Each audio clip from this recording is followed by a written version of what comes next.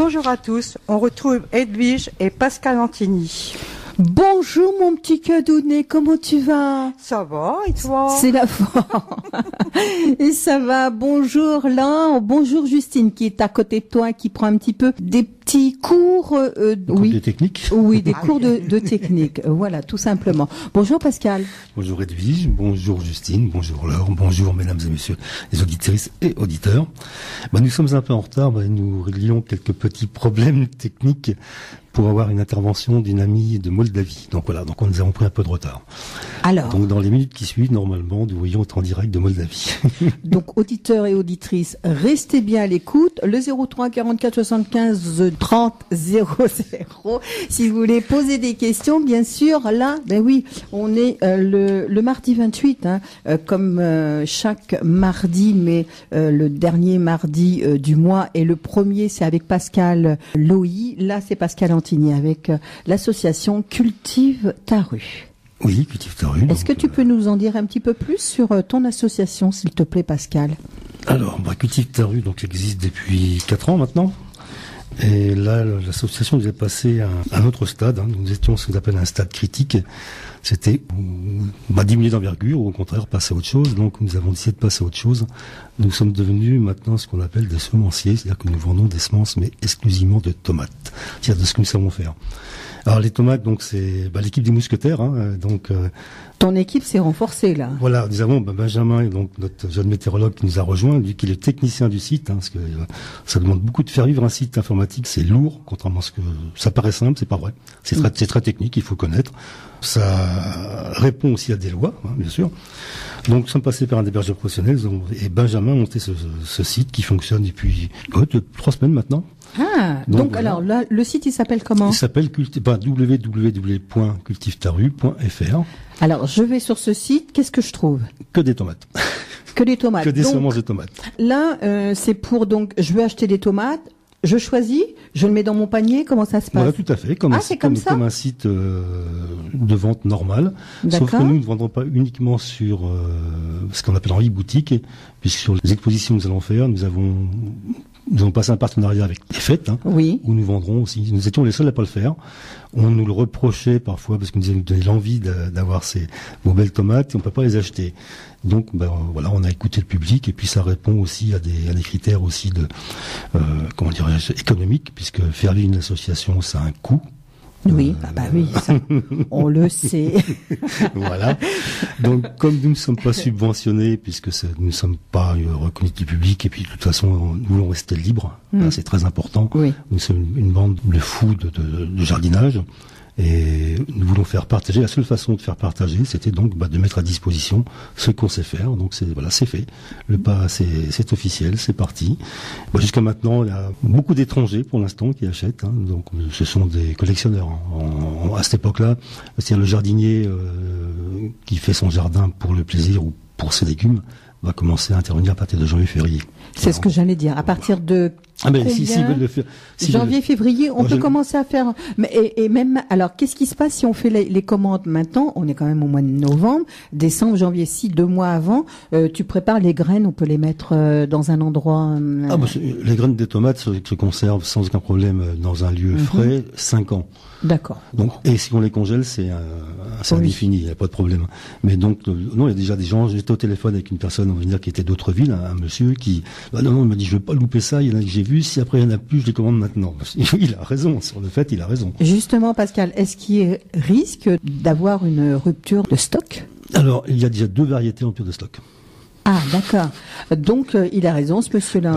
Alors, moi, je me mets sur Internet. Ce soir, je commande. Je fais mes commandes. Ce sont des variétés extrêmement rares et qui ont très très peu de semences à l'intérieur. Donc, en gros, on a une douzaine de graines par fruit, en moyenne. Ah, oui. Donc, effectivement, comme dans les sachets, selon la rareté, on met entre 10 et 15 graines. Il faut un fruit pour faire un sachet. Voilà. Et donc, il y a des collectionneurs, notamment allemands et norvégiens, qui ont repéré sur le site cette variété, qui ont tout pris déjà. Alors là, c'est déjà en rupture de stock. Pour 2. Oui, mais alors comment fait-on on peut plus en avoir alors. Pour cette année, c'est terminé. Ah, terminé. Donc pour cette année 2017, 2018, c'est bon. On va les reproduire. Parce oui, donc ça sera. Voilà, on va s'adapter à la demande, puisque il y a des variétés donc vraiment de connaisseurs, alors qui sont très peu demandées pour X raisons.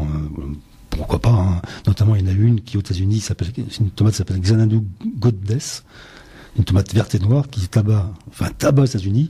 En France, pour l'instant, pas. Alors qu'elle est très très bonne. Voilà, c'est peut-être le climat, c'est quoi? Non, c'est qu'elle est moins connue. Il suffit que dans un entourage de jardinier, quelqu'un dit elle est super bonne cette tomate, et puis tout le monde va essayer, et puis voilà. Ah oui, d'accord. Si elle plaît, ça marchera. Mais là, c'est deux variétés qui sont en rupture de stock déjà. Oui, elle est rare. Il y a une russe notamment, une américaine, qui on a encore quelques graines pour justement assurer la reproduction. Oui. Mais voilà, donc c'est pour 2017, il n'y en aura plus déjà. Bon, on doit avoir actuellement, parce que tous les jours on rajoute des variétés, on doit avoir sur le site environ 200 quelques variétés actuellement. Ah oui, alors que d'habitude c'est 1300 variétés. Et donc nous les 4 personnes qui faisons des semences, à nous 4 cette année, on a cultivé, je crois, 4300 variétés. À terme, c'est que toutes les variétés devront être sur le site. Ah, d'accord. Peut-être pas sur l'année 2018, mais à terme, c'est ce qui va se passer. Parce que créer des fiches, c'est très très long, il faut vérifier certaines choses, il faut éviter de faire des erreurs si possible. Et puis, il faut faire doucement, tranquillement. Tranquillement. Oui, parce que ton site, il démarre, hein, donc il faut laisser le temps, hein, messieurs, dames. Hein. Voilà. Si vous voulez des tomates, eh bien, c'est comme tout. Hein, et donc, le but, c'est de financer nos actions, donc notamment les expositions, on va vers le public aussi. Lorsque l'on plante des tomates au château de Coucy, ça a un coût. Lorsqu'on est au centre de l'Assemblée en cours, ça a un coût. Oui. Cultiver, ça a un coût aussi. Oui. Et donc, le but, c'est unique que l'association puisse subvenir sans subvention, sans rien. Mais c'est bien, c'est une bonne action parce que c'est vrai, c'est une association comme les autres, il faut qu'elle vive. Et là, vous vous donnez du bon temps, c'est du plaisir, et en plus, et bien, vous faites plaisir à toutes les personnes qui veulent justement enrichir leur variété de tomates. Hein. Alors, j'insiste bien sur le fait que l'association ne vend que des variétés non trouvables dans le commerce conventionnel. Oui. D'une part, pour ne pas faire de concurrence aux semenciers qui sont connus, je ne vais pas les citer, hein. On va pas leur faire des publicités spécialement. En plus, ce genre de tomates que nous faisons ne les intéresse pas. Oui, voilà, c'est pas du tout la même chose. Voilà, ça n'a rien à voir, c'est tout, c'est comme ça. Mais il y a une très bonne nouvelle qui vient de l'Europe, c'est pas vieux, hein, c'est avant-hier, où l'Europe a accepté de libéraliser les semences paysannes. Ah. Et ça, c'est avant-hier, c'est une très bonne nouvelle, puisque maintenant, il faut bien savoir que depuis moins de 50 ans, 75% des variétés consommables ont disparu. Oui, c'est énorme. C'est énorme. Ah oui. On en reparlera plus tard, parce que c'était un des thèmes de ce que je voulais aborder sur la biodiversité. Et donc, effectivement, nous, actuellement, on est riche de 4300 variétés environ, sur les 30 000 qui existent de tomates. Mais, à ma connaissance, il n'y a aucun semencier qui propose 4300 variétés à la vente. Ça, c'est sûr. Oui. Ça, c'est absolument c'est vrai. Voilà. Bah oui. Donc, le but, c'est d'apporter ce qu'ils ne sont pas. C'est complémentaire, en plus. Hein. En aucun cas, nous vendrons une tomate industrielle. Ça, c'est clair. On fera pas. Tu sais, Pascal, tu devrais faire un livre sur justement sur les tomates, non? Je sais pas. Moi, c'est une idée que je te donne. Un livre sur les tomates. Bah oui, un gros bouquin comme ça. Je suis sûr que tu aurais des. C'est toujours refusé. Ah, bah écoute. Alors, en décembre sort un livre. C'est le docteur Vauduit qui est derrière ce livre. Sur toutes tes variétés de tomates. Ah, c'est super. Où j'écris quelques pages dans ce livre sur le noyonnais. Voilà. Et donc, ça traitera de tomates, mais seulement quelques pages. Et non, ça te dit pas de faire un livre sur toutes tes variétés de tomates? Pas pour l'instant. Rien que pour toi. Bon, alors, Pascal, tu le rappelles, ton site, hein, le site, parce que c'est maintenant, voilà, vous pouvez commander. www.cultivetarue.fr. Voilà, vous pouvez faire en un seul mot. Vos commandes. Tout à fait, oui. Et puis même visiter ce que l'on fait, la façon dont on cultive, on donne des conseils. Ah, j'allais te le demander. Vous donnez des conseils? On donne des conseils. Ah, super, ça c'est bien. Ça c'est chouette. Toujours. Et donc, Cultive ta rue, donc le but aussi est de financer des genres d'opérations. Donc, notamment, on a déjà envoyé 50 variétés de graines de tomates en Moldavie, donc à la jeune femme qu'on espère avoir en direct dans quelques instants. Alors justement, j'allais te le proposer, qu'est-ce qu'on fait? On écoute mon petit canard, un petit peu de musique, le temps que Pascal fait le numéro de téléphone, que fait-on, Pascal? Alors oui, effectivement, la liaison, ça peut demander quelques secondes, on peut écouter un titre. Donc c'est Mariana Sermey qui va intervenir, c'est une jeune femme qui est présidente de l'association Jardins et Potagers de Moldavie, qui est une association de femmes paysannes. Alors c'est très important parce que dans les pays de l'Est, notamment, ou des pays en voie de développement, ce sont les femmes qui cultivent. Et les hommes travaillent à l'usine, souvent ou autre. Donc ce sont les femmes qui sont porteuses de l'espoir. Qui sont dehors Et ce sont les femmes qui sont les gardiennes de la biodiversité. Ah oui, d'accord. Et cette jeune femme, donc, qui est toute jeune, elle se présentera. Là, c'est une bombe. C'est dans tous les sens du terme. C'est ce que j'allais dire, dans tous les sens. C'est une bombe. Voilà. Et c'est génial parce que il faut bien remplacer les vieux comme moi. Hein. Pas remplacer, c'est avoir la continuité, avoir passer le relais. Il faut que tout ton savoir-faire sur les tomates, il faut que tu passes ton savoir-faire. Et ça, moi, je trouve que c'est vachement bien de le faire tranquillement, gentiment. On peut pas te remplacer, Pascal. Pascal, c'est Pascal. C'est tout. Mais ton savoir-faire, c'est bien de justement de le faire connaître à d'autres personnes qui s'intéressent. Et puis en plus, elle a toute l'information, elle a tout ce qu'il faut pour elle. Et voilà. Donc, on va écouter une musique. Alors, on va écouter mon petit Cadounet, si tu m'as... On va écouter Les Tomates avec Sylvain Tanière. Ça existe? Oui, tu vois. Hein, on l'a trouvé. C'est quelque chose. Bon, on écoute Les Tomates, alors. Alors, on passe qu'une musique? Une petite musique, le temps que Pascal passe le petit numéro, hein. D'accord. Merci, mon petit canard. Et on retrouve Edwige avec Pascal Antini. Oui, merci. Alors Pascal, donc tu dois avoir en ligne Mariana. Oui, normalement on a Mariana en ligne. Mariana de Moldavie, bonjour. Voilà, donc je suis Mariana Soromé, je suis de Moldavie, 100% moldave, même si parfois certaines personnes en doutent. Donc voilà, aujourd'hui je vais vous parler du projet que j'essaie de conduire aujourd'hui et pour vous expliquer un petit peu ce projet. Oui. Qui s'appelle Potager de Moldavie.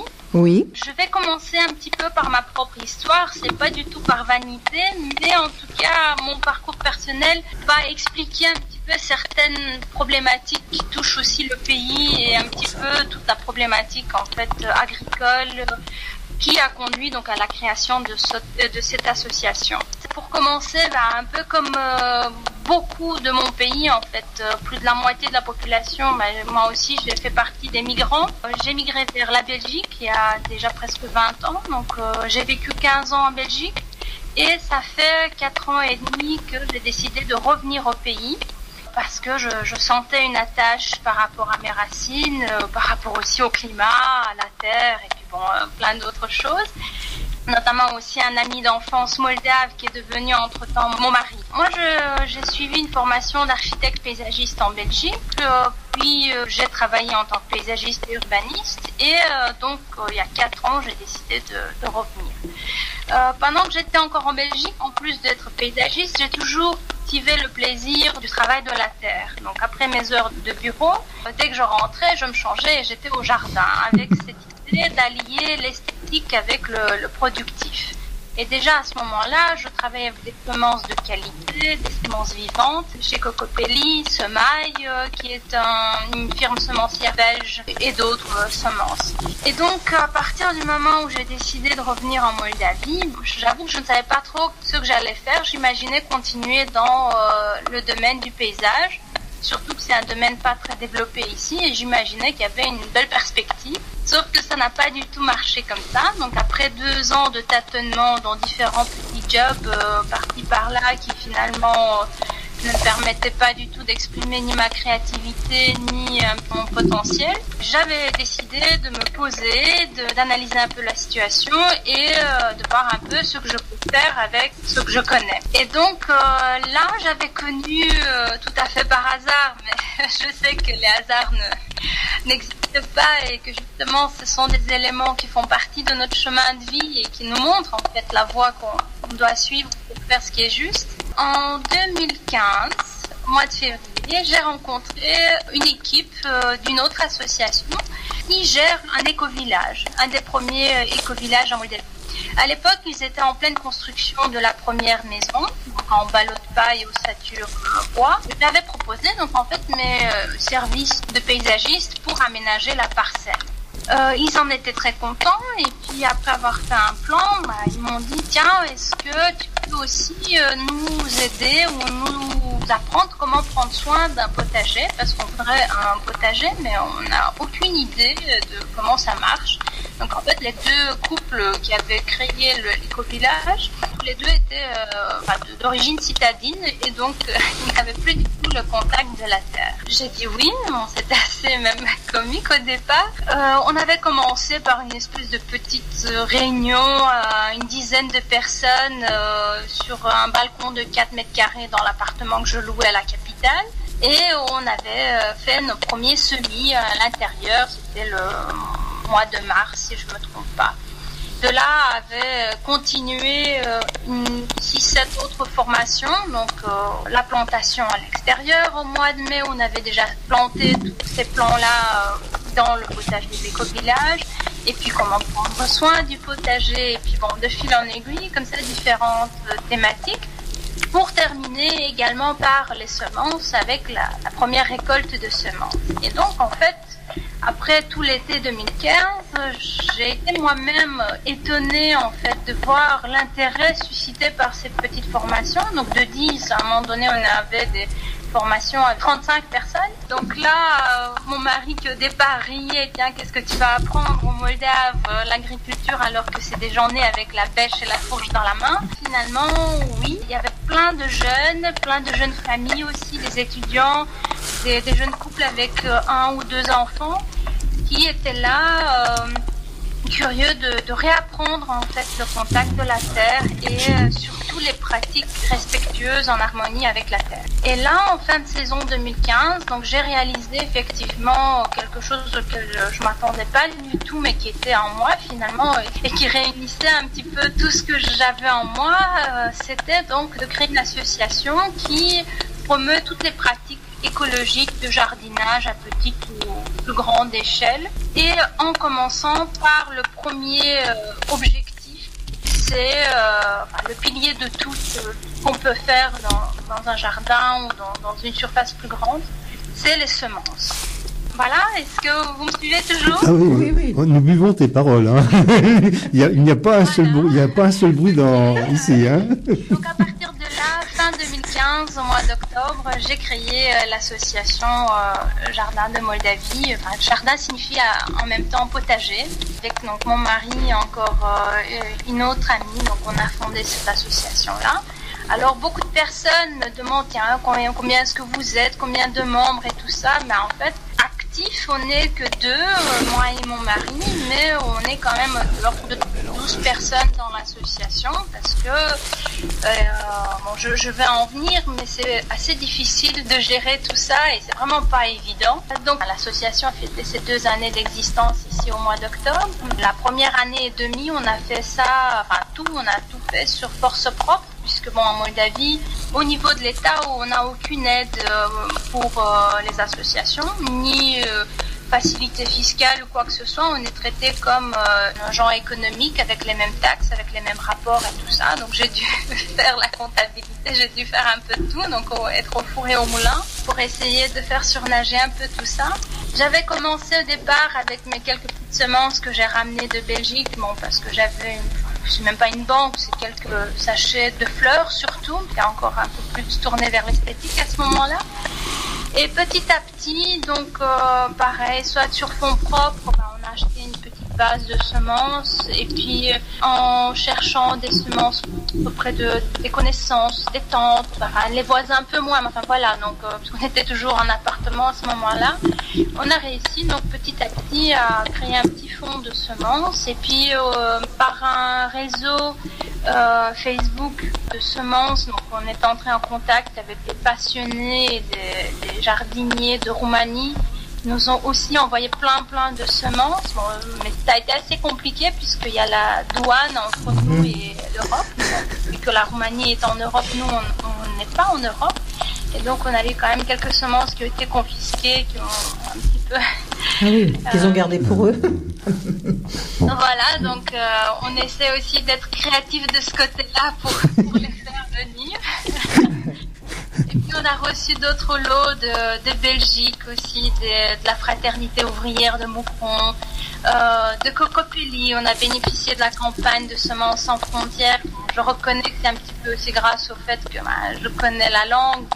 Bon, c'est pas en français, c'est en anglais, mais On essaie comme ça de demander quand c'est possible des semences parce qu'il n'y a pas toujours que l'argent qui permet de faire avancer ces choses-là. Il fallait vraiment un bagage semencier pour démarrer. Et Pascal aussi est un des donateurs de semences parmi plusieurs qu'on a eu. Donc voilà. Cet été, donc on a eu un premier projet qui a été financé. Donc c'était la première aide financière qu'on a eue. C'est que subside de l'extérieur. C'est la fondation est-européenne qui a financé donc un cycle de formation donc lié à l'agroécologie. Grâce un petit peu à ça, on a pu s'équiper un petit peu en projecteur, écran de projection et 30 chaises parce que pour l'instant, jusqu'à ce moment-là, c'était une dizaine de chaises qu'on avait trouvées un peu à gauche, à droite autour de nous, avec quoi on a improvisé une salle de conférence.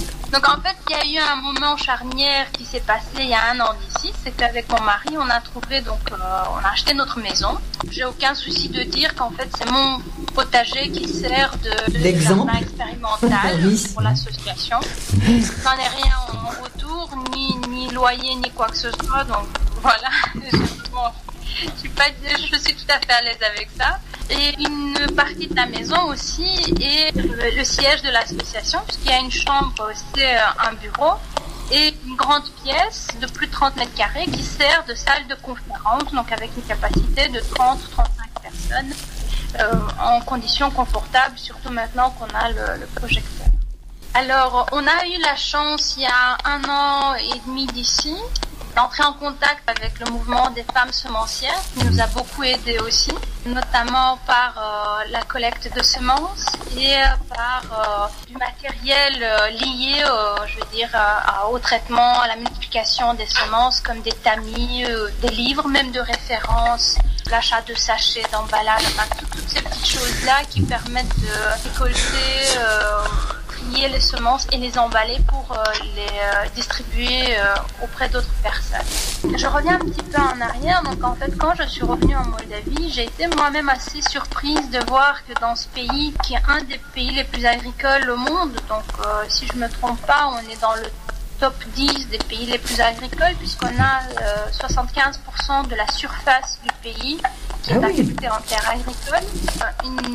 Presque 60% de la population encore actuellement s'occupe de l'agriculture et notamment donc a des revenus liés à l'agriculture. Oui. Moi, j'ai lu 80%, moi. Voilà, moi je crois aussi que c'est beaucoup plus que ça. Maintenant, c'est un petit peu délicat parce qu'on peut avoir des citadins qui ont par exemple une seconde résidence ou un locataire qui effectivement s'occupe encore de ça. Mais il faut voir si c'est la part de population ou si c'est la part de la marge économique. Vous voyez ? Les revenus économiques. Voilà, mais en tout cas c'est énormément de personnes et en fait c'est la première activité parce que on a une terre noire. Pour ceux qui connaissent, c'est les Tchernosium, donc à partir de nous, de la Moldavie et vers toute la Russie, vers Vladivostok, c'est le territoire des terres noires qui sont extrêmement riches, tout qui pousse, parfois même sans se donner beaucoup d'efforts. On a un climat continental qui a, c'est vrai, ses extrêmes, mais qui est très généreux aussi et qui permet de faire pousser énormément de choses. Y compris la vigne. Oui, la vigne, on connaît la France pour la vigne, mais en fait la Moldavie est un très très grand producteur de vignobles et de vin, qu'on ne connaît pas du tout en fait. C'est assez intéressant. Dites voir, Mariana, votre terre est bien riche. En dehors de toutes les semences, qu'est-ce que vous faites d'autre, justement ? Moi, mon activité professionnelle ? Oui. Je ne travaille pas et j'ai pas de revenus de l'association. Donc, on a eu juste le temps de 5 mois où on a eu ce projet-là qui avait été financé. J'ai eu un petit salaire, sachant que le salaire moyen en Moldavie, c'est entre 150 et 200 euros. Parce que le coût de la vie est tout à fait, est très très très bas. Sinon, en fait, c'est mon mari qui m'entretient, moi et l'association, grosso modo. Mais en même temps, en échange, le jardin, comme je l'ai dit, c'est notre jardin privé, donc il nous nourrit. Et c'est vrai que ça fait une économie assez énorme quand on sait qu'on peut être autonome en alimentation avec une parcelle qui a 2400 mètres carrés. Donc votre association, elle se porte bien à l'heure actuelle. Comment voulez-vous que l'on vous aide dans votre association? L'association en soi, oui, elle va bien parce qu'on gagne beaucoup tous les jours en visibilité, des gens qui s'intéressent à ça et qui posent plein de questions, qui veulent adopter des semences qu'on propose parce qu'ils se rendent compte qu'on a une diversité qui ne se trouve nulle part. Donc, ce que je n'ai pas mentionné, c'est qu'on n'a aucun magasin de semences bio, ça n'existe pas en Moldavie. D'ailleurs, le marché des produits bio est extrêmement réduit, il y a à peine un magasin dans toute la capitale et tout ce qu'on trouve sur le marché en termes de semences, ce sont que des hybrides et notamment des hybrides qui viennent des Pays-Bas. Et ce qu'il faut comprendre, c'est que la Moldavie a beaucoup souffert de l'occupation du bloc soviétique. Et les gens maintenant, pour un petit peu se donner l'impression d'en finir ou de se détacher de tout ce qui est soviétique, ils se tournent vers tout ce qui est Europe et notamment les produits européens. Et donc c'est un petit peu un gage de qualité et en même temps, psychologiquement une espèce de stimuli d'acheter des produits européens. Et donc, j'ai été dans plusieurs magasins de semences pour bien me rendre compte de la situation. Et en fait, c'est que des catalogues de grands semenciers. C'est pas nécessaire de les citer, mais avec 95% de semences en hybride. Et malheureusement, les semences paysannes aussi disparaissent puisque, comme on a eu un train de vie très très très dur, avec encore actuellement même pas 40% des villages qui sont équipés en eau courante, donc la population meurt à 5-60 ans, les gens meurent. Ah oui, c'est le bonheur ça à 60 ans. Hein. Dites-moi Marianne, vous aviez un but, est-ce que ce but est atteint? Pour moi, il est atteint. Quand je vois des personnes, je l'avais pas au départ quand je suis venue en Belgique, mais je l'ai acquis donc à travers toute cette histoire, donc je vous l'ai raconté. J'ai vraiment trouvé ma place, c'est vraiment mon rôle où je peux utiliser tout ce que j'ai pu voir à l'étranger, tout ce que j'ai pu accumuler en moi et qui me sert maintenant, qui m'inspire au quotidien et qui me guide un petit peu dans ce que je fais pour le faire au mieux. De ce point de vue-là, pour moi, je l'ai acquis. Donc, je vois plein de personnes qui repartent avec soit des plants, soit des semences que nous on propose dans différentes activités comme le marché de semences du printemps ou le festival qu'on a organisé au mois de septembre, le festival de la diversité. Et je vois bien que les gens repartent transformés. Je ne dis pas que du jour au lendemain, ils vont peut-être révolutionner l'agriculture ou se mettre jardinier à cultiver eux-mêmes et surtout de manière respectueuse pour la nature. Mais en tout cas, ils vont regarder différemment, que ce soit l'agriculture, que ce soit les produits qu'ils vont consommer dans le futur. Et ça, c'est ce qui est vraiment le plus important pour moi. Oui. Alors, meurt aujourd'hui à 55-60 ans, c'est aussi parce qu'on a usé et abusé des produits chimiques pendant le régime soviétique. Donc il n'y avait aucune contrainte à l'époque, d'ailleurs actuellement aussi. Des produits qui sont depuis longtemps interdits en Europe, chez nous ils se vendent en quantité vraiment généreuse et les gens ont tendance aussi à mettre plus pour être sûr que ça marche.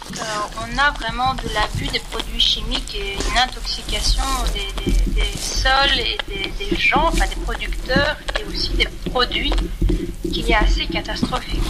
oui, mais Mariana, je vais te couper, mais je pense qu'il sera plus simple dans ton pays de revenir en arrière, c'est-à-dire revenir aux semences indigènes, peu importe, aux semences, les vraies semences paysannes, que nous, en France, on a 60 ans d'agriculture industrielle. C'est très dur, c'est beaucoup plus dur. Ça fait quand même 34 ans que je me bats maintenant pour le faire. Je vois que toi, en 2 ans, tu as pratiquement fait ce que j'ai mis 34 ans à faire. Et donc, non, mais c'est bien, parce que ça veut dire que votre pays, puisque comme tu dis, il y a 60% de personnes qui sont encore des paysans, c'est bon signe, ces gens-là ont quand même des racines. Et le paysan, s'il y a une chose qu'il a, c'est les pieds sur terre. Ça, c'est clair, dans tous les sens du terme. Hein.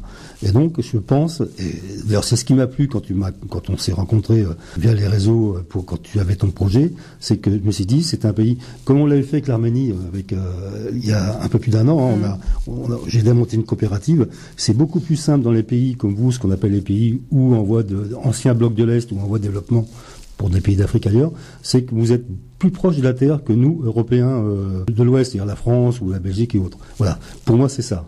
Et donc à mon avis... Tu as partiellement raison. Donc En fait, ce qui se passe, c'est que comme les gens, en moyenne, ils ont 55-60 ans, ils n'ont pas connu, il y en a très peu qui ont connu avant l'industrialisation.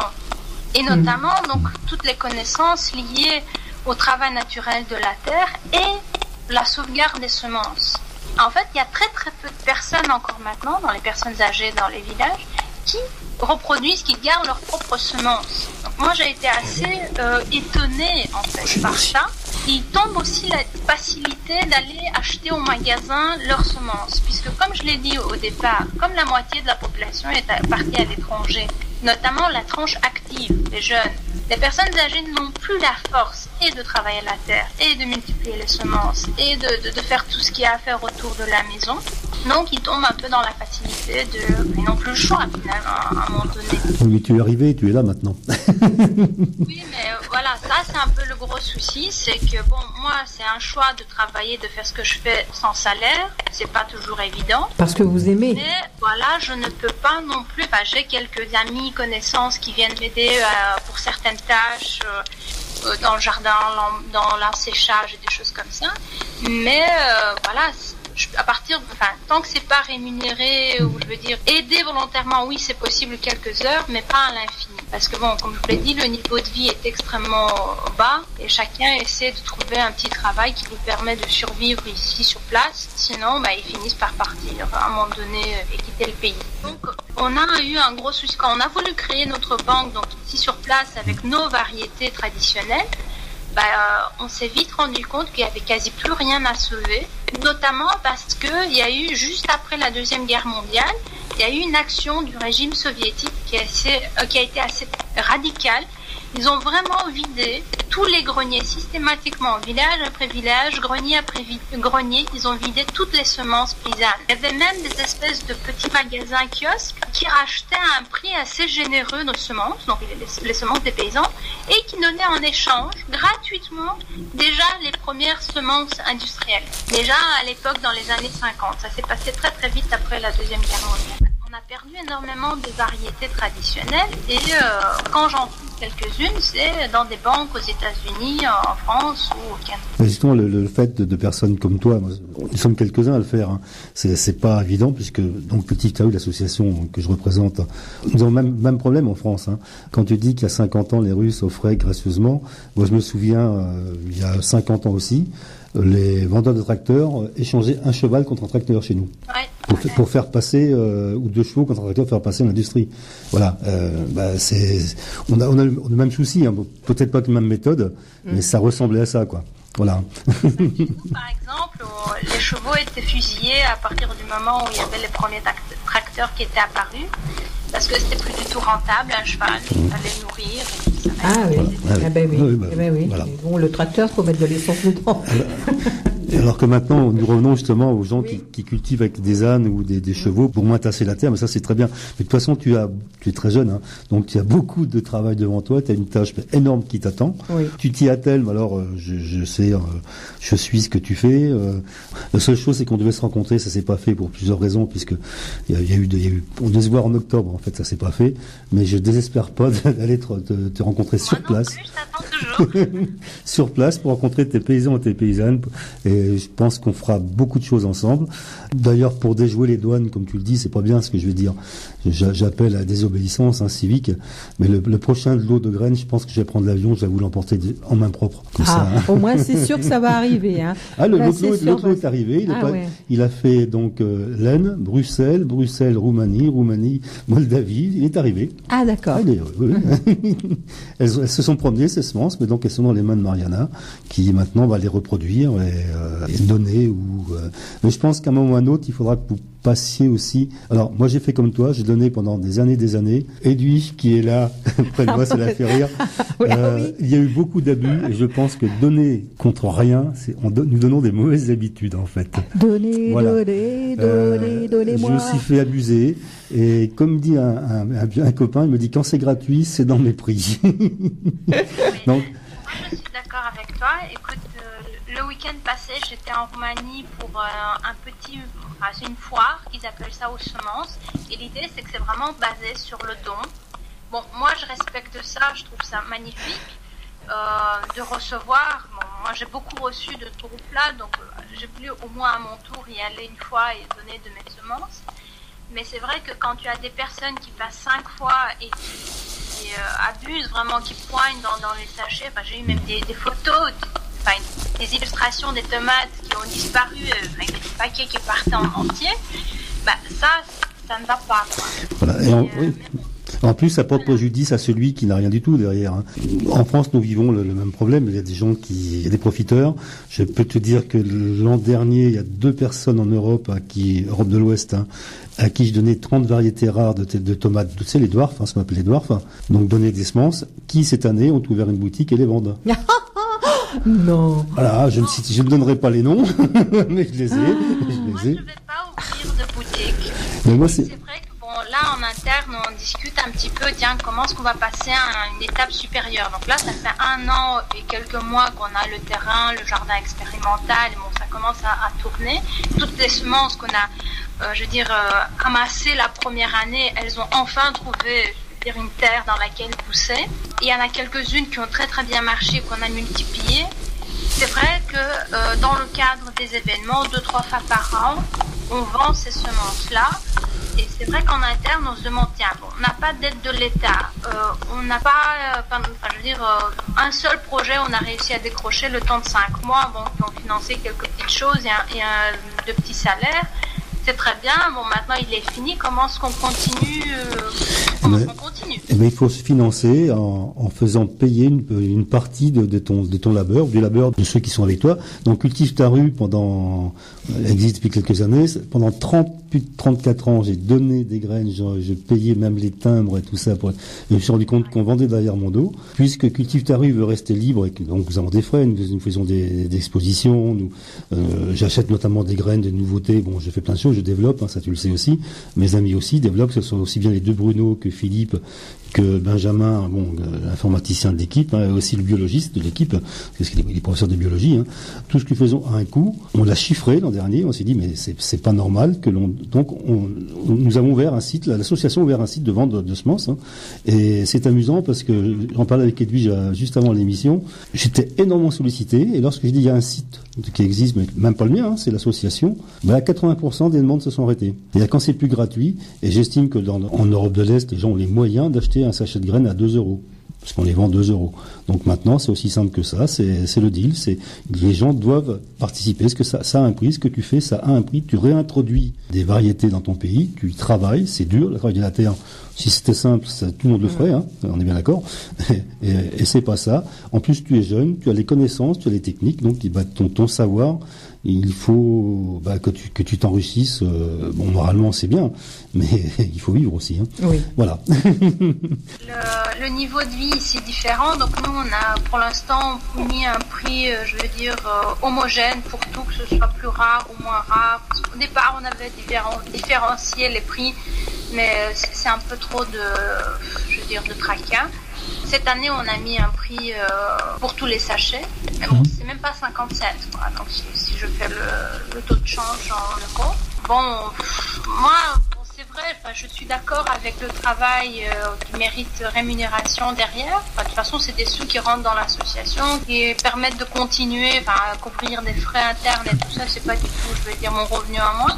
Mais disons que je me demande alors, est-ce que le fait d'attendre un retour, de l'argent sur vente de semences, est-ce qu'on ne tombe pas dans presque le même schéma des grands semenciers qui ne font plus ça pour propager la vie, la semence, comme on faisait à l'époque, où c'était échangé, donné entre paysans.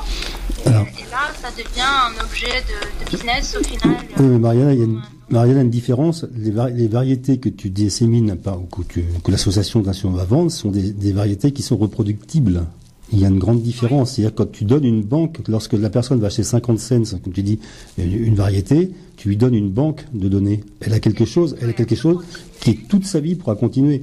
Donc, effectivement, Cultive ta rue continue à faire des échanges aussi. Par exemple, moi, l'association a continué à t'envoyer des semences, parce qu'on sait que vous en faites un bon usage. Et ça, c'est le but. Avec l'industrie, le but, au contraire, c'est de faire des hybrides F1. C'est de les vendre. Qui sont peu reproductibles ou difficilement reproductibles, ou des variétés, des semences qui sont pré-germées, qui ne tiennent qu'1 an. toi, les semences que tu fais, on peut les tenir indéfiniment si tu les congèles, par exemple. Voilà. Et donc, il y a une différence. Et en plus, tu remets en place des variétés qui ont disparu pratiquement. Ah oui. Et c'est ça qui est intéressant.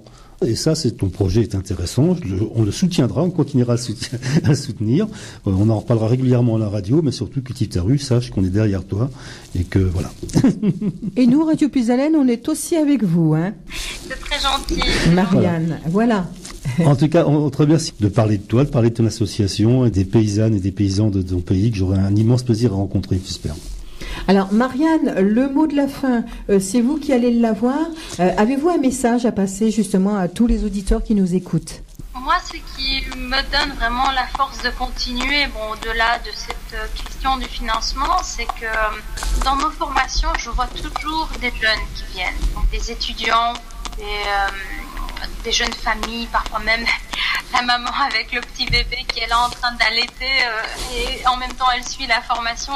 C'est assez impressionnant de voir cette vie et cette soif de vie, donc ces gens qui veulent vraiment s'assurer ou en tout cas trouver les moyens pour avoir une vie harmonieuse avec la nature et avec les semences, puisque c'est à partir de là que vient toute notre alimentation et tout ce qui nous compose au quotidien.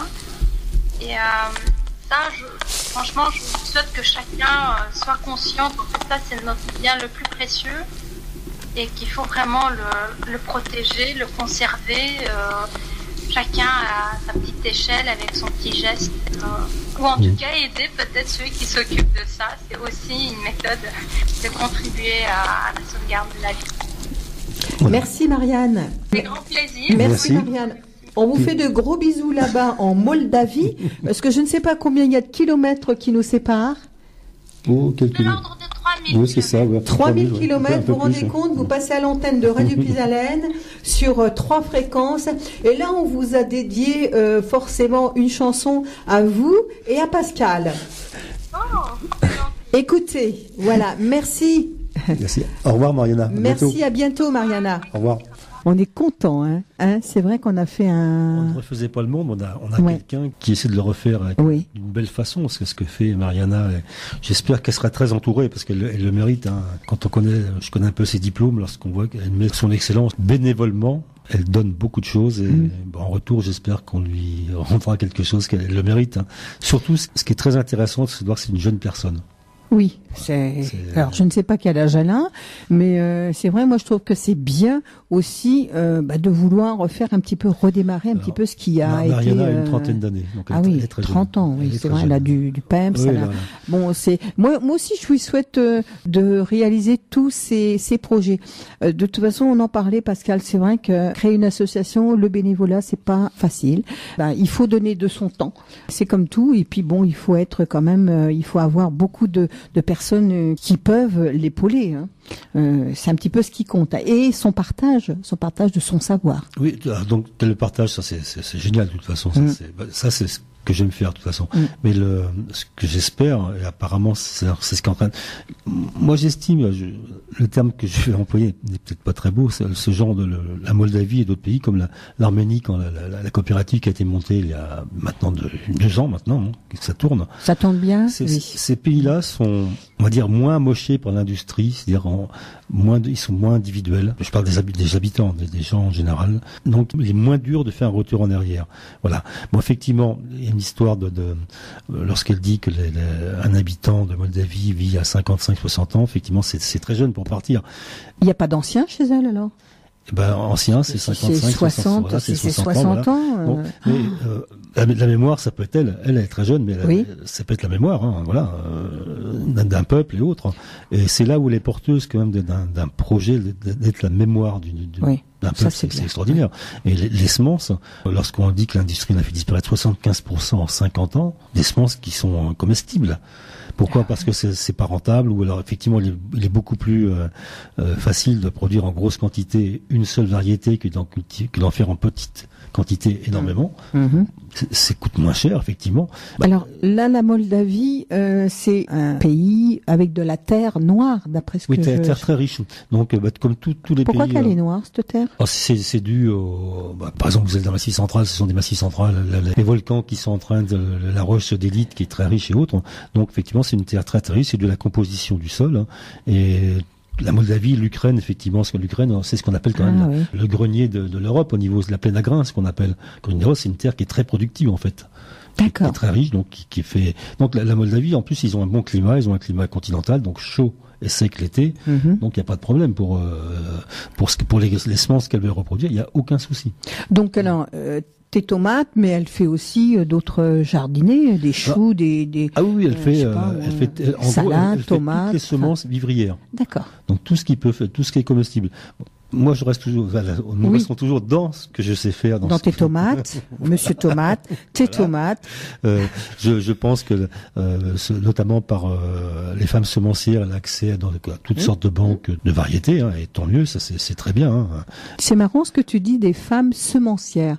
C'est des semeuses alors. Ce sont des femmes qui produisent des semences et qui font vivre. Qui produisent et qui font vivre la mémoire des semences. Hein, mais c'est pas une association, c'est un travail. C'est une association, femmes semencières. C'est une association. Qui existe sous forme d'association. Hein, mais oui, parce que ce que tu me disais, les femmes sont au champ et les hommes, eux, travaillent dans les. En Moldavie notamment, oui, ou en Arménie, l'Arménie c'est ça aussi, hein, où l'homme travaille dans des usines et les femmes, même en Turquie, dans les champs, vous voyez les femmes. Oui, c'est vrai. J'ai fait plusieurs voyages à titre professionnel il y a très longtemps.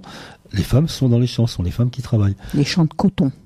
En Turquie. Il y a peut-être autre chose. Ce sont des femmes qui font vivre la population, hein, de toute façon. Hein. Oui, c'est vrai. Les hommes, de plus en plus, peut-être participent maintenant, parce que c'est vrai qu'il y a des machines agricoles qui se font, mais dans les pays en développement, il y a très peu de machines agricoles. D'accord. Voilà, développé, je parle. Voilà. Bon, donc on a fait un beau voyage en Moldavie. Donc nous sommes en France. Oui. On est revenu chez nous, à Pisalène. Dans les locaux de Pisalène. Nous sommes en novembre. Oui, c'est vrai qu'on est déjà au mois de novembre et le 26 ou 27. Voilà. Donc le 28, je crois. 28, oui, tout à fait. Donc, 28 déjà. Sinon ça passe trop vite. Effectivement, nous sommes dans une période qui devient hivernale. Personne n'aura manqué de voir. C'est turbulent la météo en ce moment depuis quelques jours. Voilà. Donc Benjamin ne pourra pas être avec nous parce qu'il est professeur, donc il a des cours cet après-midi. Hein. Il donne des cours de sexualité cet après-midi. La biologie, ça mène à tout. La biologie, ça mène à tout. Voilà. Et, nous parlions d'hier de quelque chose. D'un projet pour 2018, c'est de faire venir ses élèves à une émission de radio, mais sur un thème bien donné. Pas sur la sexualité. Non, nous parlions de la météo. Oui. C'est une bonne idée, ça, Pascal. Voilà. Ah oui, moi, je suis partante. Mais ça, c'est pour 2018. Hein. D'accord. De toute façon, 2017, on a encore un mois. Ça passe vite. Mais bon, oui. Ah oui, moi, je suis partante, là-dessus. Hein. Voilà. Alors donc, Benjamin m'a transmis ce matin ses calculs météo. Aujourd'hui, c'est une journée de transition, ce qu'il appelle. Hein. C'est-à-dire, on a des périodes de traîne, des averses qui alternent avec le soleil. Ce matin, il faisait quand même moins chaud. C'est vrai qu'il faisait froid ce matin. Un peu plus froid qu'hier. Oui. Donc, pour ce qui concerne, à partir de demain, il y a un flux du nord qui se mettra en place, hein, qui apportera, je lis son communiqué, hein, qui apportera du froid en provenance directement des pôles. Forcément, le mercure va baisser. Oui, c'est vrai. Et on le sent, hein, le matin, ça cacaille, hein, quand même. Donc, il nous parle d'un maximum de 1 à 5 degrés demain. Eh oui. Voilà, hein, donc avec possibilité d'averses, pluie, neige, l'un ou l'autre selon les endroits, selon s'il y a des courants d'air froid ou pas. Hein, voilà, c'est ça. Hein. Et pour le week-end, effectivement, la fin de semaine, le froid dominera toujours, pas plus de 4-5 degrés le jour et très en dessous de 0 la nuit. Voilà, avec un ciel partagé entre nuages, averses, pluie et neige. Mais bon, maintenant, c'est vrai qu'on est en hiver quand même. Hein. On est au mois de novembre, décembre. Jusqu'à maintenant, on n'a pas trop eu d'hiver. Point de vue météorologie, nous sommes rentrés en hiver. On rentre en hiver le 1er décembre, je crois. Oui. Voilà, au niveau météorologie. C'est vrai qu'on n'a rien eu du tout jusqu'à maintenant. Hein. Il a fait même bon. Hein. Non. Cette météo clémente nous a laissé le temps de préparer un peu le jardin à l'hiver. Hein. Parce que contrairement, quand on nous dit l'hiver, il n'y a rien à faire au jardin, c'est Si. Il y a beaucoup de choses à faire. Oh oui. Oui. Alors pour le jardin d'ornement, actuellement, on peut faire la taille d'hiver des rosiers, par exemple. Oui. Ou de certains arbustes, mais les rosiers, effectivement, on peut les rabattre un petit peu. C'est plus esthétique déjà pour commencer. Puis ça permet de couper les branches qui sont un petit peu abîmées. Bon, ça c'est une chose, mais au potager, il y a du travail aussi. Hein. Faire un bon nettoyage. Alors, puisqu'il n'a pas fait froid, la terre, on ne doit pas la laisser nue, il est temps de pailler. Pas d'apporter de l'humus ou du fumier ou autre. Hein. Alors moi je ne tourne pas, je le pose sur la terre, je laisse travailler les vers de terre. Je sais que tu es un jardinier feignant. Oui. Je m'économise. Le matin, tu te lèves, tu bois ton café et tu vas te faire une petite balade dans ton jardin. Et voilà. Je fais la même chose. Moi j'aime bien. On regarde. Oui, tout à fait. On observe. Ouais, on observe. Donc là, puis donc il est temps aussi d'arracher. Moi, je l'ai pas fait encore. Alors cette année, j'ai semé des carottes de Tilk. Donc les carottes de Tilk, Tilk, c'est une petite ville dans le nord de la France, donc il y a ces carottes qui sont magnifiques. C'est vraiment des racines qui sont énormes. Il n'y a aucune maladie cette année dans les carottes d'hiver.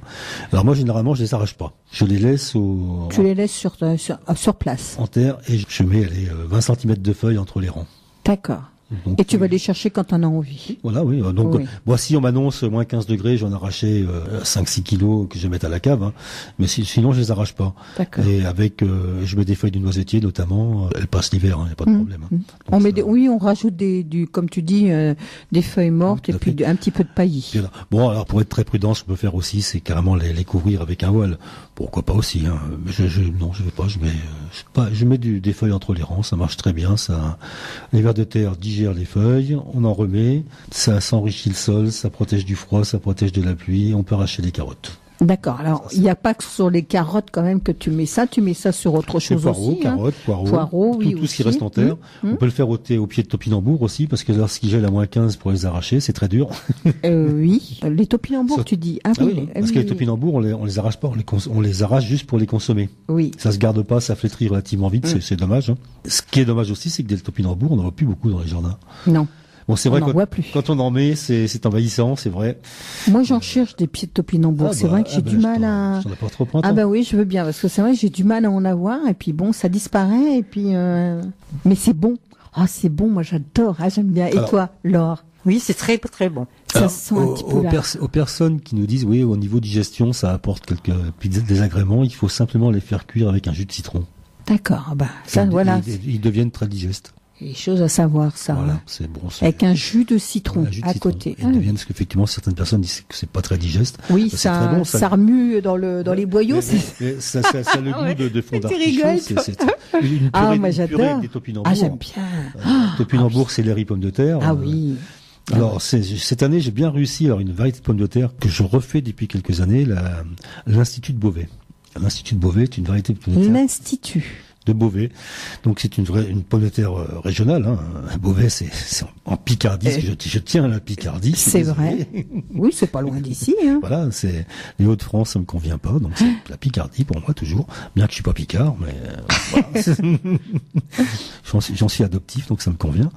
Et cette variété c'est une pomme de terre qui a une très gros tubercule. Alors qui ont un petit défaut, elles ne sont pas très régulières. Donc effectivement, pour les éplucher, après il y a des yeux qui sont assez marqués. C'est ce qu'on appelle. Donc tu fais des gros trous dans ton. Oui, mais c'est surtout pour retirer elle est très bonne. À la cuisson en purée, elle est très bonne. Donc une purée, un tiers céleri, un tiers topinambour, un tiers Institut de Beauvais. Oui. C'est super. Ah bon. oui. On fait une bonne petite purée là, c'est bon. Voilà.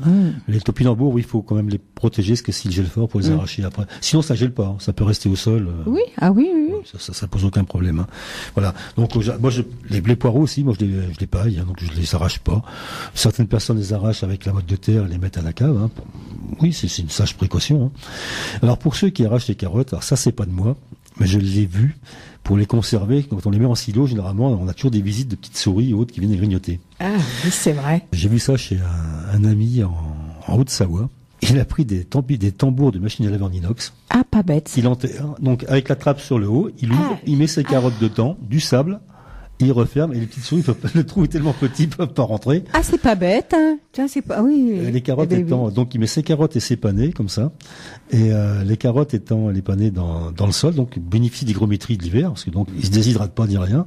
Et il a aucune attaque des petites bestioles. Bon, maintenant, faut bien qu'elle mange, hein, ces petites bestioles, là, quand même. Oui, mais enfin, c'est pas charité bien ordonnée commence par soi-même. Et donc, il a 6 tambours de machine à laver alignés dans le sol. C'est pratique, hop, il ouvre la trappe, il prend ses carottes, il referme, il remet de la paille dessus. Si, il doit en avoir beaucoup de il doit faire un grand potager, alors. Ah oui, là, très bon potager. C'est pas très gros, hein. Ça aussi, c'est une machine industrielle.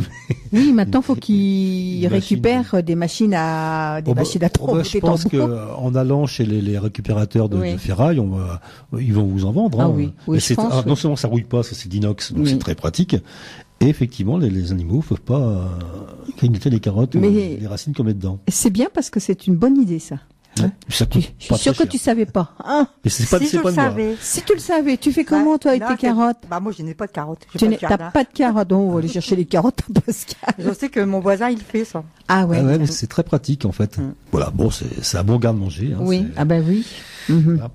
Donc aussi ce qu'on peut faire maintenant, parce que les asperges ne produisent plus, les asperges depuis le mois de juin c'est fini, il faut ouvrir la butte d'asperges pour fumer. Là, ça c'est la bonne période. Là. Donc c'est maintenant, c'est la période. Il faut préparer un petit peu pour justement. Quand je dis fumer, moi je mets 20-30 cm de fumier dessus, carrément. Ah oui. 30 cm, c'est pas mal quand même. Oui, au moins t'es sûr là.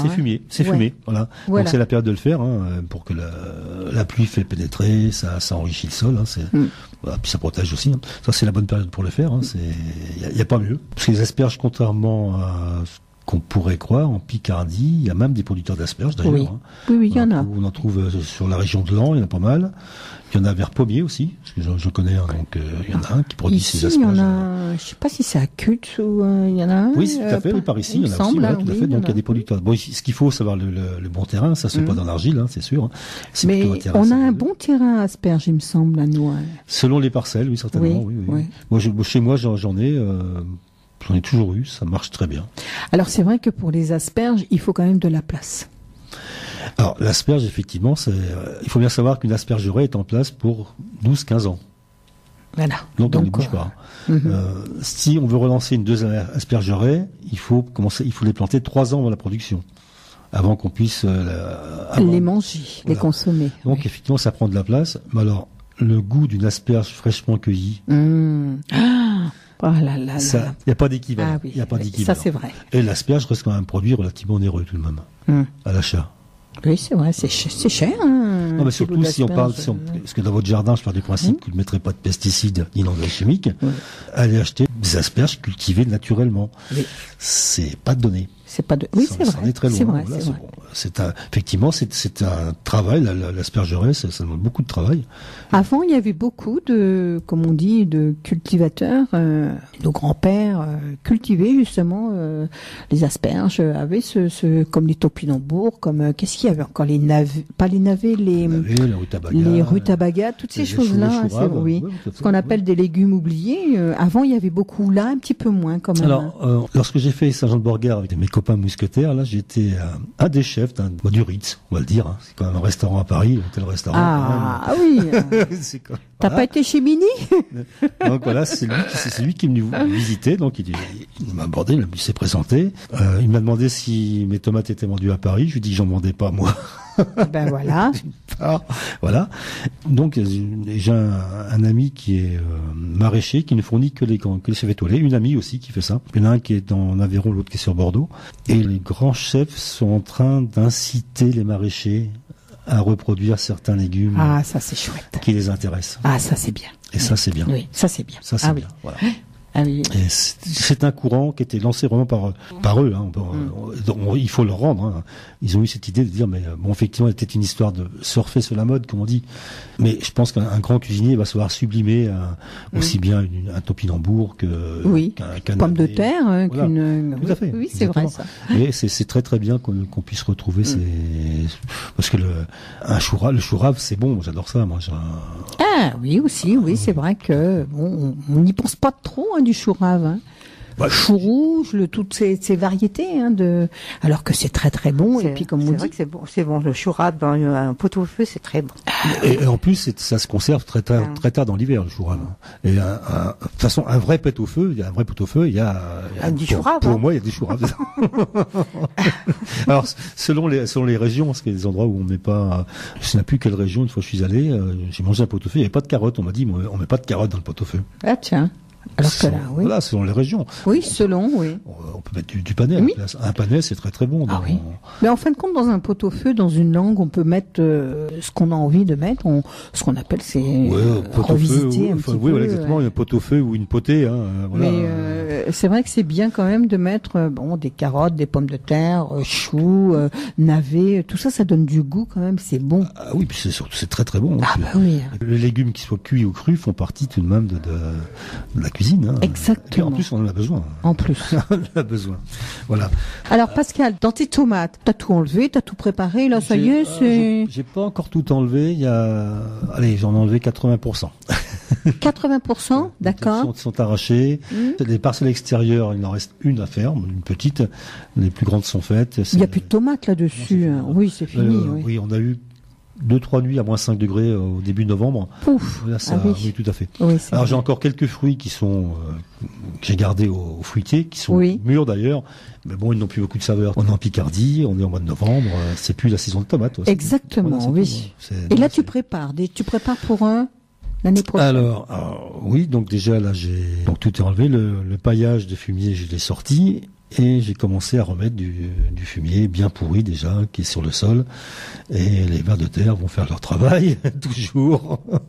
Et les poules aussi. Je lâche les poules dans la parcelle. Alors ça, là, comme je dis, les poules et les pintades et les dindons sont de très bons insecticides. Parce qu'ils grattent, ils retournent la terre. Et toutes les larves, ils se font un plaisir. Hein. T'as même pas besoin de retourner ton terrain. C'est chouette, ça! Parfois, ils font des cratères, quand même. Ah oui? Mais effectivement, non, puis surtout, ça évite d'avoir beaucoup d'insectes qui vont hiberner l'hiver ici, hein. Tu les laisses jusqu'à, janvier? Oui, à peu près. Ah non, ouais. jusqu'au premier semis. Au premier semis. D'accord. Ils font ce qu'ils veulent, hein. Oui. Bon, ils rentrent pas à la maison, hein, attention, hein. Maman, elle veut pas, hein. Non, quand même pas.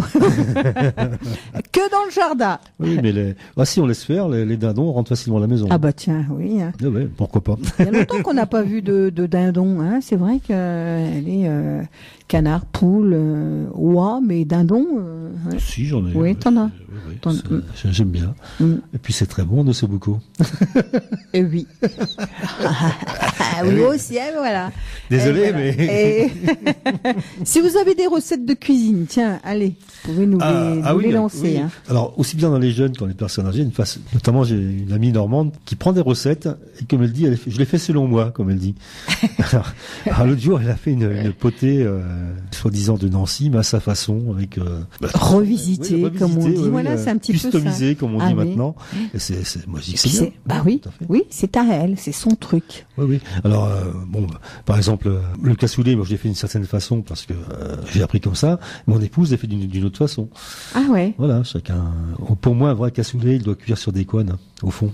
Couenne de porc. Bah oui. Ah oui. Mais comme elle dit, c'est pas très diététique. Tu serais d'avis, toi, de le faire sur des couennes? Bah oui, ça se fait comme ça. Bah oui. Une choucroute, c'est pareil. Ça donne beaucoup plus de goût. Une choucroute cuite dans une cocotte en fonte avec des couennes au fond. C'est cuite à la vapeur de la graisse, c'est pas meilleur. Bon, effectivement, c'est calorique. Oui, mais bon, c'est du chou, hein, calorique. Chou, pommes de terre, saucisses, lard. Oh, c'est bon quand même. Mais c'est tellement bon. Oh, on peut inviter toute la famille, là, c'est bien. Ah oui, surtout quand les produits viennent. Mais c'est vrai, comme tu dis, on commence déjà les choucroutes, on commence les pot-au-feu, on commence parce qu'on rentre en hiver et c'est vrai qu'on est plus. C'est la saison maintenant. Ah oui, c'est la saison. Ouais. Fini les barbecues. Oui. Ah ben j'ai rien contre les barbecues. Ah ben voilà, ça jusqu'à là et puis là c'est autre chose. C'est une cuisine qui est plus calorique, hein, c'est tout. Oui. En plus ça correspond aux besoins de lutter contre le froid. Et les soupes. Oui. Les soupes, c'est pareil, les soupes maison. Tous les jours, je ne peux pas échapper. C'est vrai. Ah, oui. Ta soupe tous les jours. Oui. Ah oui. Alors les filles au début, puis maintenant, mais tu changes quand même. Oui. Tous les jours, enfin tous les 2 jours, on va dire. Allez. En gros, ouais. Oui, en gros, oui, parce que c'est vrai que c'est bon. On parle la soupe. Pas trop longtemps, j'en ai fait nos pois cassés, les filles, mais c'est quoi, c'est tout vert. C'est bon. J'adore. C'est bon, oui, c'est vrai. C'est très très bon. La soupe au potimarron, à tout. Au butternut, la citrouille. Oui, c'est très bon, bien sûr. Et c'est cette saison en plus. Mais bien sûr. Et c'est là qu'on peut utiliser tous les légumes. Oui, mais souvent, faire un bon petit mélange. Hein. Oui, tout à fait. Oui. Oui, ça selon les goûts de chacun. Bien sûr, si vous n'avez pas la carotte, vous en mettez un peu moins, mais s'il y a de tout, quand c'est complet, c'est quand même mieux. La patate douce aussi. La patate douce. Ça revient, Alors, c'est bon alors, ça. La patate douce, j'en ai fait une année, et ça devient tellement gros. C'est vrai. C'était tellement grosse que. Alors, apparemment, il y a des variétés qui viennent. J'ai un ami maraîcher qui en fait, et donc ils font 500, 600 grammes. J'ai dit mais comment tu fais? Alors donc il m'a dit c'est une variété que, bon, bien sûr, qui est faite pour ça, parce que sinon vous en avez certaines, ça vient jusqu'à 5-6 kilos quand même. Ah oui, Ouais. mais c'est vrai que quand tu vas chercher une patate douce, elles sont grosses. Hein. Oui, il y a des gros choses. tout à fait. Ouais, celle-là. Mais c'est très très bon. Hein. Ah oui, c'est bon. Ça se mange aussi bien cuisiné au four qu'en potage, que Comment tu fais au four, toi? en tranche. Tiens, tu peux faire un gratin dauphinois à la patate douce. Ah oui, j'y avais pas pensé. Je veux dire, Oui, c'est vrai. C'est très bon.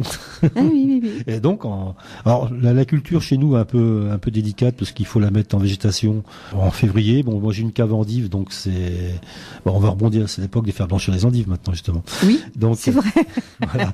Et, j'ai une cave endive donc qui est relativement tempérée. Donc je démarre les patates, on les met dans de la tourbe fraîche, elles font des yeux. Après on prend les boutures, on bouture. Oui, Hein. oui. Bon voilà, mais sinon effectivement c'est long comme culture. En Picardie, je parle, où il fait dans le sud de la France, ça va beaucoup plus vite. Moi, je trouve que de faire un peu tout au jardin, c'est bien parce que justement, quand on vous dit tiens, qu'est-ce qu'on fait à midi? Bah oui, on peut ce soir, on va au jardin ou dans la réserve, à la cave, hein, s'il y a les pommes de terre. Par exemple, les pommes de terre, puisque j'en fais, je sais pas, j'ai fait une dizaine de variétés cette année différentes. Ah, quand même, hein, dis donc. En semis, bah oui, ça c'est une des autres passions, ça. Donc mon épouse, il faut que tu mettes des étiquettes parce que pourquoi elles sont bonnes. Ah oui, ah oui. Donc il y a des caisses et puis il y en a qui sont magnifiques. Certaines sont bonnes En frites, en voilà, purée, d'autres, oui, en sauté. vapeur et autres, ouais, hein. Oui, c'est vrai. Oui. Chaque pomme de terre a son usage. Oui, Hein. ça c'est vrai. Comme il en est des fruits, vous avez des pommes qui sont très bonnes à cuire et d'autres à manger crues. Hein, voilà, c'est aussi simple que ça. Donc pour en venir à ce qu'on peut faire, effectivement les endives. Actuellement, on force les endives, ce qu'on appelle. On a arraché les racines hein, à partir du mois d'octobre. Les racines, d'accord. Et alors là, on coupe le collet à 3 cm au-dessus de la racine. Et on les met dans de la tourbe à la cave ou dans des caisses et puis. C'est du boulot aussi, hein, mais c'est bon. Il faut quand même couper et retirer les endives. C'est retirer c'est une culture qui est longue parce qu'on la sème fin mai, début juin chez nous, hein, ici. Oui. On commence à arracher les racines en octobre, pas avant. Oui. Et puis après, donc il faut 3 semaines à un mois pour qu'elles viennent dans une cave qu'elle repousse. Hein. On les fait pas sur place? Non, il faut les. Alors ici, j'ai jamais fait. J'ai vécu dans le centre de la France où effectivement on les remettait dans le terre, en sol. On faisait tout le tour avec des planches de 40 cm et on mettait ce qu'on appelait de la balle de blé, c'est-à-dire l'écorce. Quand on faisait la batteuse à l'époque, on récupérait toutes l'écorce qu'il y avait sur les aiguilles de blé et on les couvrait avec ça. C'était très chaud. D'accord. Elle poussait dans le noir, bien sûr, et on faisait comme ça. Donc ici, maintenant, là, beaucoup de endives maintenant sont à faire sans ce qu'on appelle sans couverture. On peut se mettre de la terre dessus, de la paille, elle pousse. Voilà. Beaucoup sont comme ça. Ah oui, voilà. Oui, c'est ce que j'allais dire. Bon, s'il y a ça, l'avantage, elles sont propres. Il n'y a pas de terre, il n'y a rien. Oui. Donc on peut les faire comme on veut. Hein. Ah, tout à fait, oui. C'est certaines. Mais à la cave, c'est pratique. Voilà. Alors Pascal, ce que je te propose, c'est on va s'écouter une ou deux petites musiques, et puis après on revient à parler de quoi tu veux qu'on parle. On peut parler de préparer le terrain pour l'année prochaine. D'accord. Il y a aussi des arbres fruitiers qui entrent en dormance à tailler si on veut les tailler, bien que moi je les taille pas. Oui, mais bon, de temps en temps, il faut quand même des fois savoir les tailler. Exactement, voilà. Alors voilà, vous restez à l'écoute, 03 44 75 3000. Si vous avez des questions à poser pour Pascal, vous n'hésitez pas, mon petit cadounet, tu peux nous envoyer 2 petites musiques. Et ça sera avec Claude François avec Amoureux du monde entier. Ah, je t'aime. Et Axel Red avec Perles de pluie. Mais avant ça, on aura une petite annonce. Bah voyons, on va pas se gêner. Alors Pascal, oui, tu voulais parler de quoi? Alors donc, il n'y a pas que le jardin potager, il y a aussi le jardin d'agrément tout de même. Hein. Oui. Donc là, on peut planter tous les arbustes maintenant là. On dit toujours à la Sainte Catherine, tout bois prend racine. Oui. Donc ça vaut aussi bien pour les arbres fruitiers que pour les arbustes, quels qu'ils soient, ou les arbres. Donc effectivement, c'est la saison. Alors bon, là il a plu, donc le terrain est un peu lourd, je pense, qu'on a eu beaucoup de pluie hier, notamment.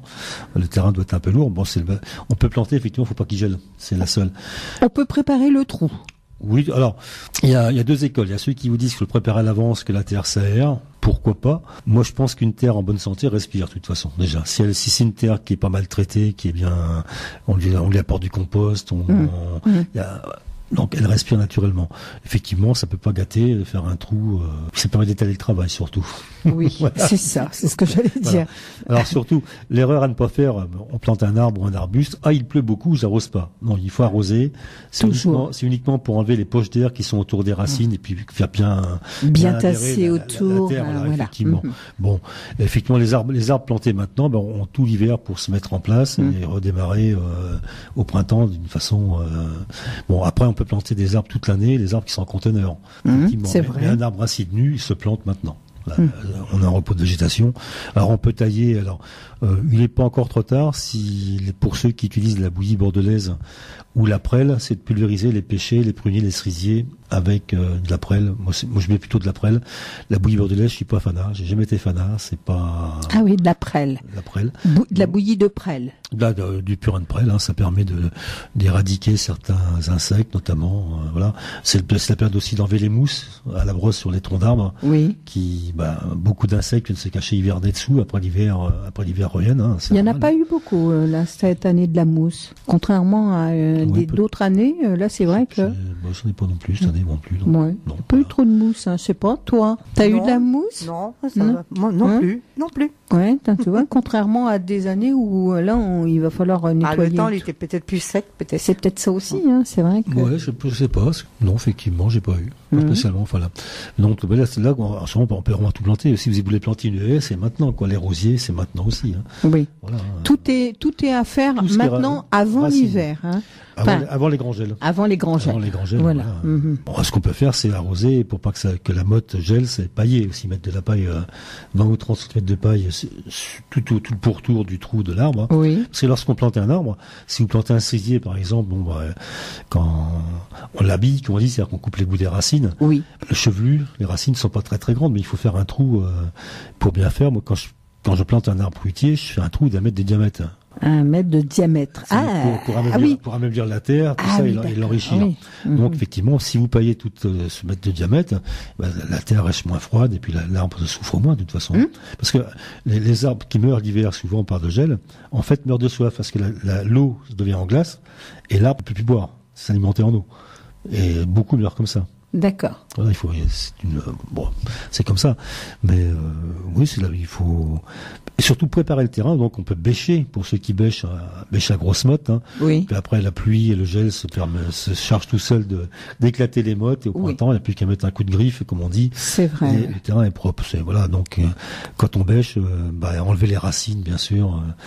Dites des mauvaises herbes. Alors, dites voir, Pascal, est-ce qu'il y a des variétés éventuellement plus que d'autres on va dire à mettre dans notre terrain? D'arbres fruitiers, vous parlez? Dans les arbres fruitiers. On a par exemple, pour ce qui concerne les pommes, on a la chance d'avoir les croqueurs de pommes. Ils sont un peu partout, mais en Picardie, ils sont très présents. Je connais quelques-uns des membres, donc qui sont détenteurs et qui protègent des anciennes variétés. Vous avez on en retrouve aussi chez certains pépinaristes spécialisés. Vous avez la Chanteclair qui est très bonne. Vous avez la colle à puits, sont des variétés. Ah oui, voilà. Ça c'est vrai, c'est connu ça. Oui, mais qui sont magnifiques dans le commerce, c'est introuvable. Une pomme colle à puits, Chanteclair, on en revoit un petit peu sur certains étalages. Ce sont de très bonnes pommes. Et puis surtout, ça permet. Alors, si vous allez dans une jardinerie, j'aime pas jardinerie, je préfère producteur d'arbres, donc il y en a, il y en a tout près de la radio, un monsieur qui en fait. C'est vrai, voilà. Moi, je lui ai acheté des poiriers en espalier, ce sont des arbres qui ont été plantés, qui ont été élevés ici, donc ils sont déjà habitués à la météo, au climat. Voilà, c'est très important. Et pourquoi commander très très loin, alors qu'on a très près de chez nous tout ce qu'il faut.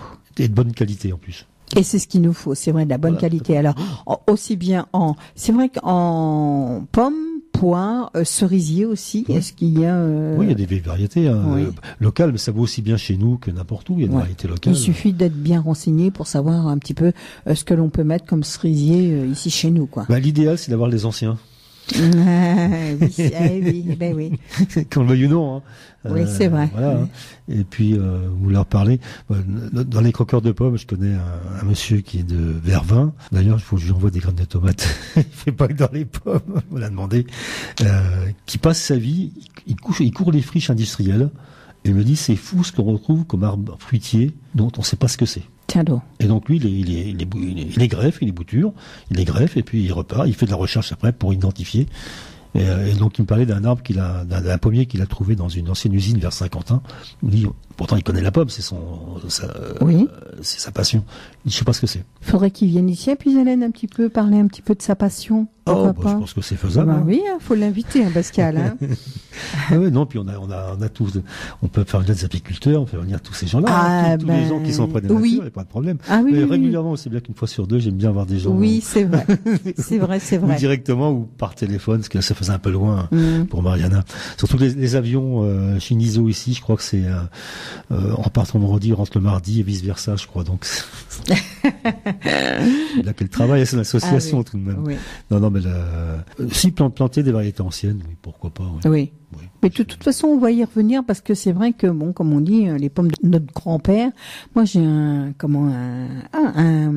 raisin de mon père qui venait de son grand-père. Et puis bon, pour là, c'est vrai que cette année, ça se porte un petit peu mal, mais bon, c'est vrai que quand on peut les garder, on les garde. Faudrait bouturer. Oui, c'est vrai. Voilà. Bouturer.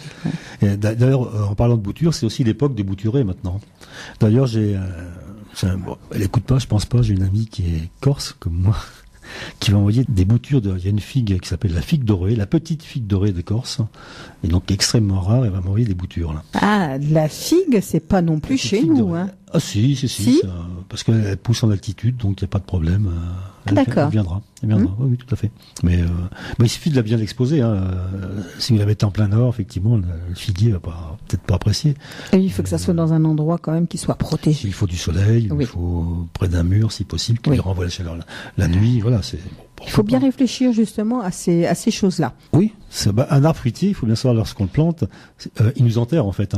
Oui, oui, c'est vrai. Arrivé à mon âge, si je plante un arbre aujourd'hui, il va m'enterrer très largement.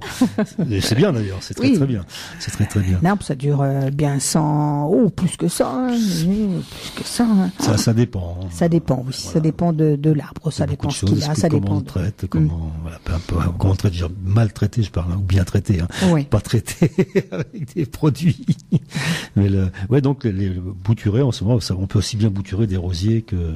Alors, on bouture, donc c'est le moment. Que peut-on faire encore dans le jardin? C'est commencer à préparer aussi le jardin de 2018. Parce que vous savez que les parcelles on fait tourner généralement, donc c'est comment on l'organise. Et puis, de toute façon, d'ici un peu plus d'un mois, vont arriver, pour ceux qui commandent par catalogue, les catalogues des semenciers pour jardiniers amateurs. Donc, ça va aller très très vite. Donc, déjà réfléchir ce qu'on va faire en 2018. Et puis, il faut y aller, il faut se projeter. Oui. Voilà. Oui.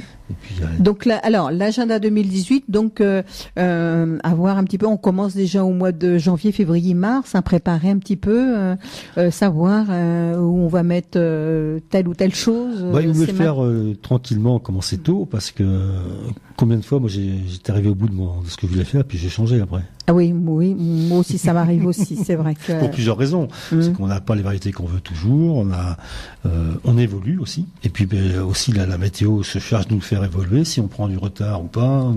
Voilà, et puis, parfois, vous avez des gens qui, cette année, je dis, je ferai moins de pommes de terre. Et puis, je suis allé faire une exposition, puis il y a un monsieur polonais qui est venu me voir. Et puis, il voulait des tomates. Je dis, pas de problème, monsieur, je vous en offre, je vous les donne, pas de problème. Et là, il sort de son sac. Je vous donne des pommes de terre. Des bleus de Pologne. Que je connaissais de nom, mais je n'avais jamais vu. Ça c'est bien. Un échange comme ça, c'est super. J'ai dit, il faut que je les plante, je peux pas laisser. Oui. Donc, il faut leur trouver une place. Elles sont belles. Elles sont belles. Très, très farineuses, très tardives. C'est ce que généralement tout ce qui vient de Pologne, c'est le contraire. Je sais que les tomates polonaises sont très hâtives parce qu'elles ont un été court. donc elles vont très vite. Et là, les pommes de terre sont restées vertes très très longtemps. C'est, Ah oui. voilà, c'est surprenant. Mais je ne les connaissais pas du tout. Enfin, de nom, mais je l'ai jamais cultivé. Et là, donc, tu l'as cultivée et tu l'as mangée? Oui. Non? Et alors, elle est bonne. Elle est farineuse, elle est bonne. Elle est farineuse. C'est une bonne à tout faire, ce qu'on appelle. C'est pas une pomme de terre à cochon, non? C'est quand on est farineuse, Ça, non? ça se mange, les pommes de terre. Ça se mange, oui, c'est vrai, oui. On fait de la purée. La purée ou de la soupe, hein. De la purée ou de la soupe, oui, tout à fait, oui, Parce Pascal. que si elle s'écrase en soupe, c'est Ouais. très très bien. On a appris de beaucoup de choses, là, hein. Moi, ce que je retiendrai aujourd'hui, c'est l'intervention de Mariana, Oui, qui, moi pour moi, aussi. qui représente l'avenir. Ah oui, tout Ça, à fait. C'est l'avenir l'avenir tout court. Oui. Des semences, de la terre surtout, parce que c'est bien d'avoir des personnes comme ça qui disent non, il n'y a pas de fatalité, on peut faire quelque chose. Alors Pascal, c'est toi qui as le dernier mot, forcément. Ben oui, hein. C'est toi qui as le dernier Eh ben, mot. c'est fini, Vas-y, c'est trop c'est court. fini, c'est trop court. Ben oui. On se retrouve quand, Pascal? Le mardi 26 décembre, à moins que. Non, j'avais pensé, Ben, j'avais pensé le vendredi d'avant. le vendredi. Ah, tu veux le vendredi d'avant? Le puisque vendredi. Je voulais faire venir quelqu'un qui pouvait être libre ce jour-là. Alors attends, le vendredi. Alors Le mardi j'avais d'avant, dit pardon, le mardi d'avant, le mardi oh là là. d'avant. Donc le 19. Oui. D'accord. Vous notez mes Oui, c'est noté. mes petits canailloux, est-ce que vous notez? Le mardi 19, donc vous notez, donc c'est bon pour nous, pour mon équipe, c'est bien. On va faire un petit peu. On aura un cours de météorologie. Oui, ah bah c'est bien. Et puis bah nous on fera passer ça sur notre Facebook, hein, Voilà. comme ça que les personnes qui écoutent Radio Puisalène, le petit jardin de Radio Puisalène le mardi, sachent que c'est le 19 au lieu de la fin de l'année. Voilà. Puis ouais, après le 26, je pense que les jardiniers seront un peu en vacances aussi. Oui, ça fait du bien Voilà. un petit peu de prendre Et des puis, vacances. Justement, c'est Benjamin donc qui viendra certainement pour parler météo.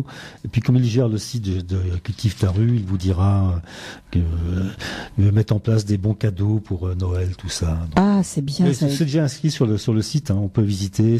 Il a déjà tout écrit, il a tout prévu déjà. Tu peux nous rappeler un petit peu ton site et puis on va terminer là-dessus. Alors, Après, donc, on rend le site l'antenne. d'association, c'est cultive ta rue en un seul mot, minuscule.fr. Voilà, tout simplement. Merci Pascal. Merci Bedouige, et puis à très bientôt. Merci mon petit Cadounet. Merci Laure. Merci Justine. Et puis à toi l'antenne, oui, après, hein, oui. puisque Chanson oui là bonheur. tu prends chanson bonheur. T'as été nous trouver des chansons dans ton vieux grenier comme ça. Je sais pas où c'est que tu vas chercher ces chansons-là. En tout cas, ça nous fait du bien. Hein. Ça fait du bien pour les oreilles. Hein. Oui. Et pour notre petit cœur aussi qui bat la chamade. Allez, je souhaite un bon retour pour Pascal. Hein. Allez, au revoir. Merci, au revoir à vous tous et à bientôt. Nous, à la semaine prochaine pour le petit jardin de Radio Puisalène.